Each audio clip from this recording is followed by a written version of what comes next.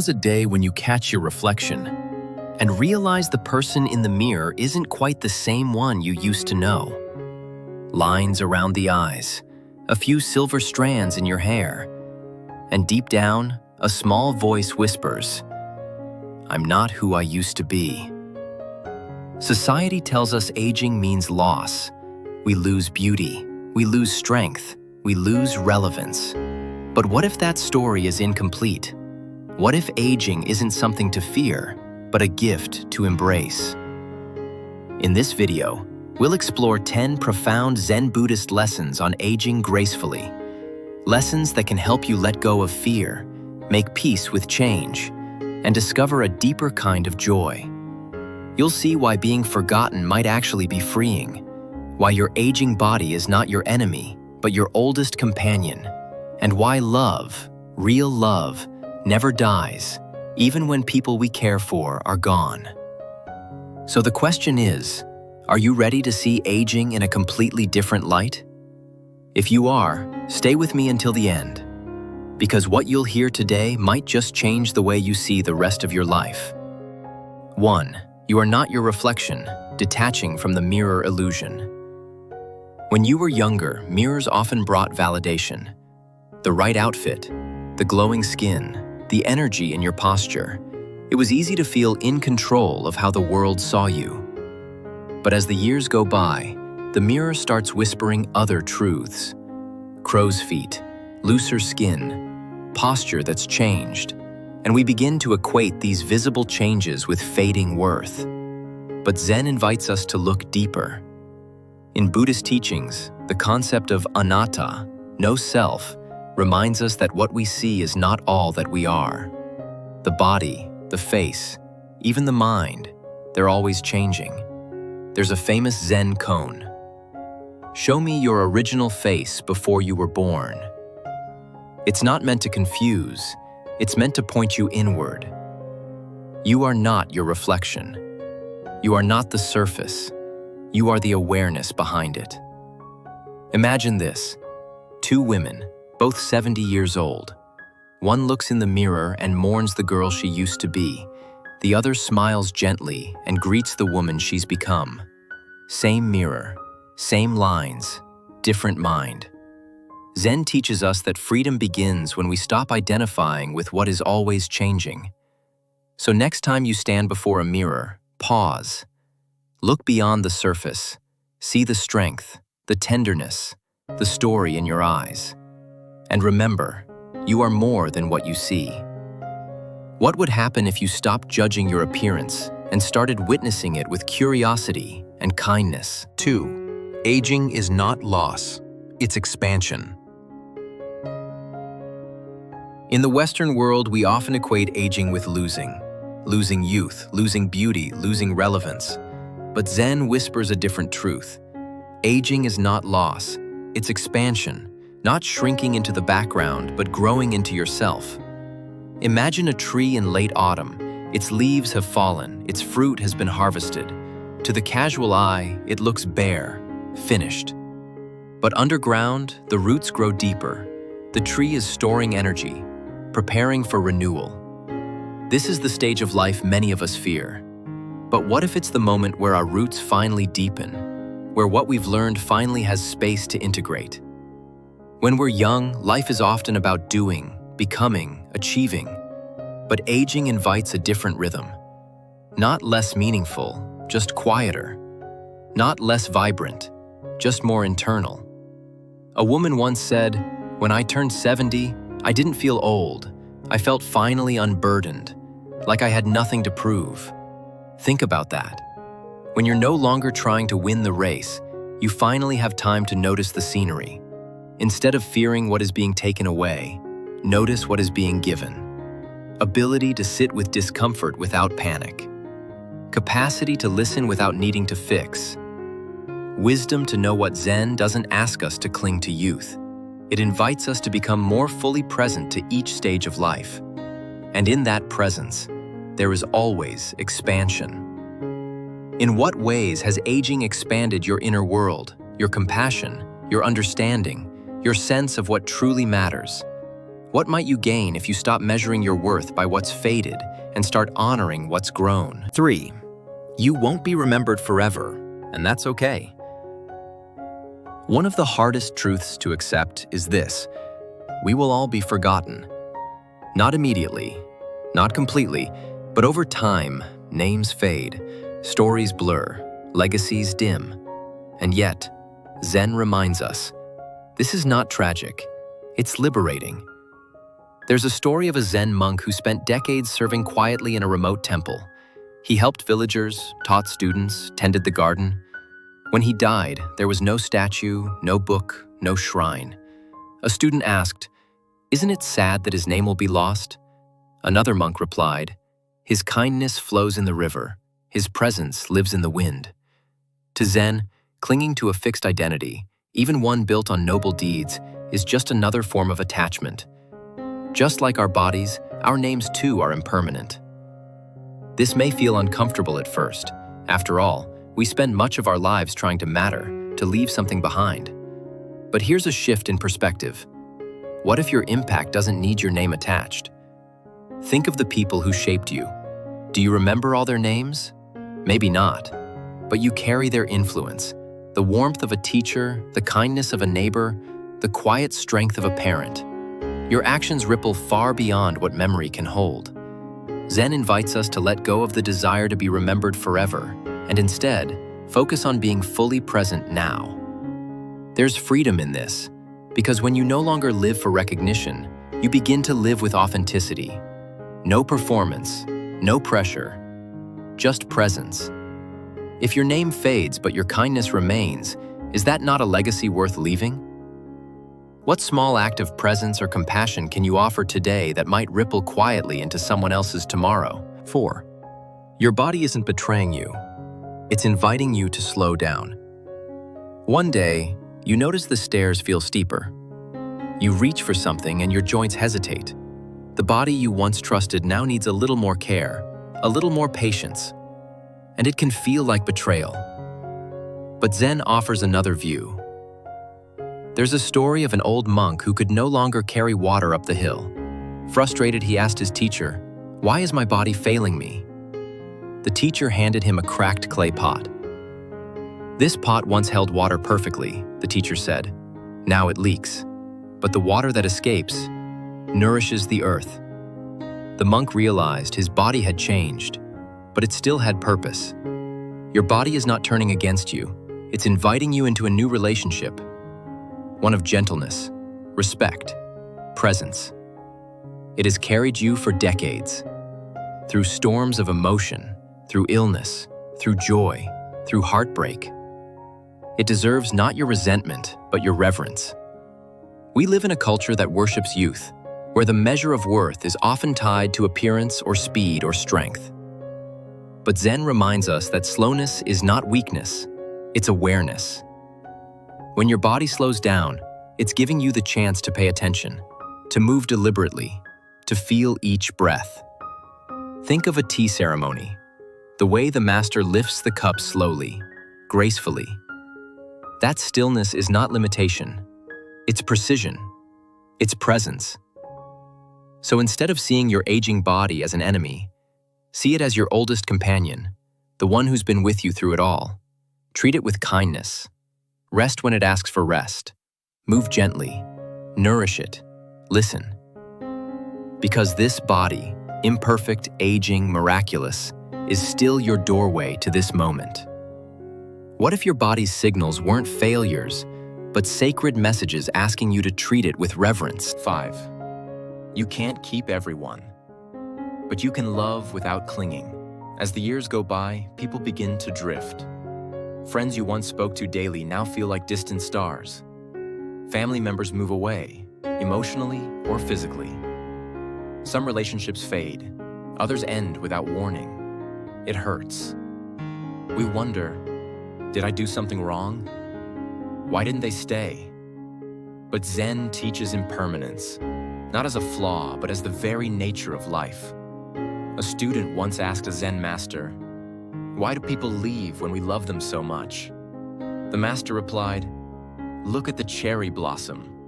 It blooms brilliantly. and then falls. That is its beauty. People come into our lives like seasons. Some stay longer, some pass quickly. All of them shape us. And trying to hold on, to freeze a friendship in time, is like trying to stop the wind with your hands. Love, true love, is not about possession. It's about presence. It's about showing up while they're here and letting go when they must go. You may not be able to keep everyone, but you can choose to love without grasping, to cherish without chaining. This doesn't mean we stop grieving. It means we stop resisting the natural flow. The friendships that remain, tend to them. Water them with time and attention. Be grateful for the ones who still walk beside you. And don't close your heart. Even now, especially now, life can still surprise you with new connections. A neighbor, a grandchild, a stranger on a park bench. There's always someone to love, always someone to learn from, and always the opportunity to love without clinging. Who has walked beside you in your life? If only for a while. What would it feel like to honor them without needing them to stay forever? 6. Stop resisting change. Because resistance is the real source of suffering. If there's one teaching at the heart of Zen Buddhism, it is this. All things change. The seasons, the body, the mind, the people we love, the world around us. Nothing stays the same. And yet, we resist. We cling to what was. We fight what is. We fear what might come. But Zen points to a deeper truth. It is not change that causes suffering. It's our resistance to it. There's a metaphor often used in Zen. A leaf floating down a river. When the leaf flows with the current, it moves smoothly. When it catches on a rock or tries to hold still, it tears. You are that leaf, and life is the river. The more you resist its current, the more you suffer. But the moment you surrender, you find peace in the flow. Think about your own life. What moments brought you the most pain? Was it the change itself, or the struggle to stop it? Losing a job, a child leaving home, a friendship ending. Often, the grief is not just about what changed, but about our refusal to let go. Zen invites us to soften that grip. It doesn't ask us to be passive, but to be accepting, to say, yes, this is happening, and I will move with it, not against it. This kind of acceptance doesn't mean giving up. It means giving in to the natural rhythm of things. It means recognizing that peace isn't found in control, but in surrender.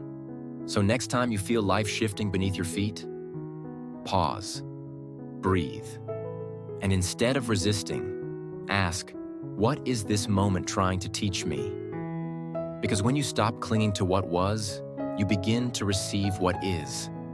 Where in your life are you resisting what already is? What might shift if you softened into acceptance? 7. Beauty doesn't fade. It evolves. We live in a culture obsessed with looking young. Anti-aging creams, hair dye, cosmetic surgery. As if growing older is something to be fixed, not honored. But Zen sees beauty differently. There's a story of an elderly woman who visited a Zen temple. She looked in the mirror and felt sadness. My face is lined. My hair is gray. I feel invisible, she said. The master took her to the garden. He showed her a cherry blossom tree in bloom. This, he said, is the beauty of spring. Then he pointed to an old pine tree, twisted, rugged, weathered. And this is the beauty of winter. She smiled, tears in her eyes, understanding for the first time. Beauty doesn't disappear. It transforms. Your wrinkles are not flaws. They're the trails of laughter, of worry, of wonder. Your gray hair is not something to cover. It is a crown of experience. And your presence, calm, kind, wise, is more radiant than any glow of youth. Think of the elders who've inspired you. Were they beautiful because of smooth skin, or because of how they listened? How they walked into a room with quiet grace? How they loved without judgment? That is real beauty. The kind that doesn't fade, the kind that deepens. Zen asks us not to deny aging, but to wear it with pride, to understand that beauty is not what we look like, but how we see, how we speak, how we care. So next time you see your reflection and feel the pull of self-judgment, pause, look again, see the strength behind the eyes, the years held in your smile, the life written into your skin. That is beauty, evolved. What if every wrinkle was a line in your life's poem? Could you start seeing yourself as a masterpiece still in progress? 8. Grief is the price of deep love. And that's okay. As we grow older, we experience more loss. Parents, siblings, friends, partners, even beloved pets. And each time, it hurts in a way words can't quite reach. Zen doesn't try to erase that pain. It simply sits with it. There's a famous story in Buddhist tradition about a woman named Kisa Gotami. Her young son died suddenly. In her grief, she carried his body from house to house, begging for a cure. Eventually, she came to the Buddha. He told her, "Bring me a mustard seed from a home that has never known death." She went searching, but every home had its own story of loss. A mother, a brother, a child. Slowly, she understood. Grief is not something that sets us apart. It is something that connects us. If you've loved deeply, you will grieve deeply. But that grief is not a mistake. It is the echo of love. Zen doesn't say, move on. It says, move forward, with them still in your heart. Think about someone you've lost. You may not hear their voice anymore, but you feel them in the way you comfort a child, in the way you pause at sunset, in the words you whisper to yourself when life gets hard. They are still here, not in body, but in presence, in love that continues, even in absence. Grief, like love, doesn't follow a straight path. It rises, it softens, it returns, and that's okay. Let the tears come, let the memories flood in, and know this is the price of a beautiful heart. Zen teaches that nothing truly disappears. It transforms, and so do we. So grieve, but also give thanks, because to have loved so deeply is a gift, even when it hurts. Who do you still carry in your heart? How might you keep loving them by the way you live today? 9. You can begin again. At any age. There's a quiet myth that aging means it's too late. Too late to change. Too late to start over. Too late to dream new dreams. But Zen says otherwise. Each breath is a new beginning. Each sunrise, a new invitation. Each moment, a door quietly opening. There's a Zen proverb that goes, "No snowflake ever falls in the wrong place." Wherever you are now, whatever your age, your regrets, your missed chances, this is the right place to begin again. Think of the woman who went back to school at 70, the man who learned to paint after retirement, the grandmother who found love again after loss. These stories are not exceptions. They are reminders that it's never the age that limits us. It's the belief that we've run out of time. Zen teaches us to release those beliefs. The past, it's gone. The future, unwritten. But now is here. And now is always full of possibility.